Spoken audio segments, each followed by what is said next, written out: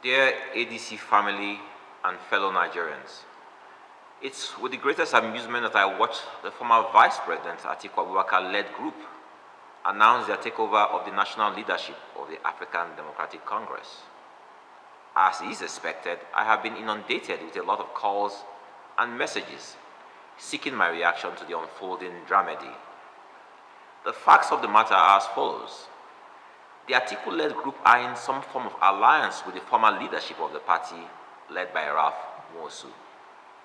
The tenure of the Nwosu-led executive lapsed on August 21st, 2022, and his continued parade of himself as the chairman of the party was and is the subject of, can you enter a man's house through the back door and declare yourself the landlord? These yesterday's men who represent a bad chapter in Nigeria's past have bought bad markets from a man who represents a bad chapter in ADC's past. Nigerians have watched in amazement as this group of mostly geriatrics shopped around for a party to prosecute their chopping must continue ambition. This further cements the opinion most hold that political parties in Nigeria stand for nothing and will fall for anything. They have told us that they are fighting for the rights of ordinary Nigerians and that they are on a rescue mission. But what is confusing to the Nigerians they want to rescue is that these men, made up of a former vice president, former governors, ministers, and political office holders, are the same people who have presided over the affairs of this nation for the past 4 decades. We have absolutely nothing to show for their decades of leadership other than being seen as a nation divided by tribe and religion and thriving in mediocrity. We are a nation lacking in the basics whose majority are poor. But here we are watching those who set our nation on fire, saying they are the fire brigade. No, you're not. You are a bunch of greedy and selfish old men who believe that political power is your birthright.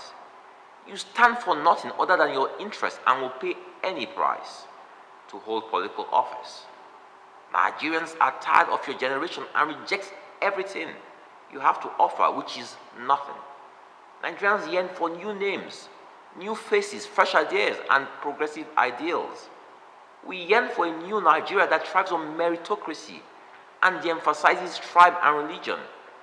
We dream of a nation that works for all Nigerians, irrespective of region or religion. We want a nation whose laws and opportunities are equal to all men. We desire inclusiveness for all and social protections for the weak amongst us. Nigerians have never asked for much other than a leadership that truly cares. You have failed us and stand rejected by us.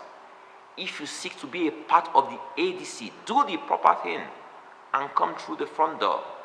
We are a party of decent and well-behaved people. Our brand of opposition is one that not only opposes, but proposes something your group is not conversant with. I strongly suspect that you will be shopping for another party very soon.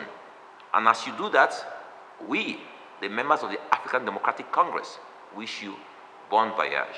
I believe that what he has done is trade on people's mandate, and that is what he's trying to do with these people, still trade. So, but like I said, it's dead on arrival. This party is not for sale, and anybody who is buying this is buying a bad product because you are not going to have any transfer. There has been a lacuna in the party. Justice Binta Nyako in 2022 also declared that seat was vacant and asked the party that the party should go for a special convention immediately to bring in a new national working committee.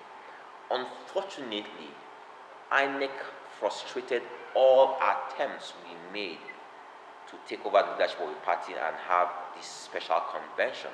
But I believe that now, seeing that all eyes are on this party, INEC will do what is right by all members of this party. When Binta Nyako gave the judgment, her lordship gave that judgment, we wrote several letters to INEC asking for a special convention. INEC did not give us the courtesy of replying one letter. It was very clear to us that INEC at that point, they were playing the script of people. Obviously, you understand that Nwosu has been the chairman of the party for 18 years. So 18 years of relationship with people who have been in INEC for a very, very long time.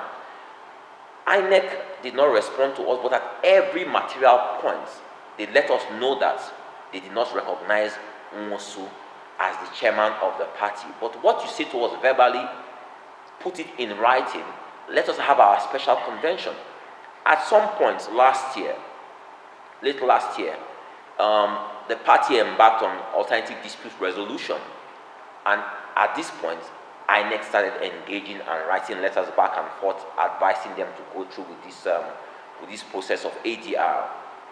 The party chairman entered this process innocently, believing that it was a process that will essentially let INEC recognize them, because INEC stopped recognizing the party chairman across board who were opposed to Nwosu, even though they were validly elected as party chairman across the different states. Once they started this process of ADR, Nwosu wrote a letter. They then said recognizing this state chairman as the authentic state chairman of the different state chapters. Unknowing to them, they had a prepared script that they needed those signatures for them to sell the party to these gentlemen who have come in now.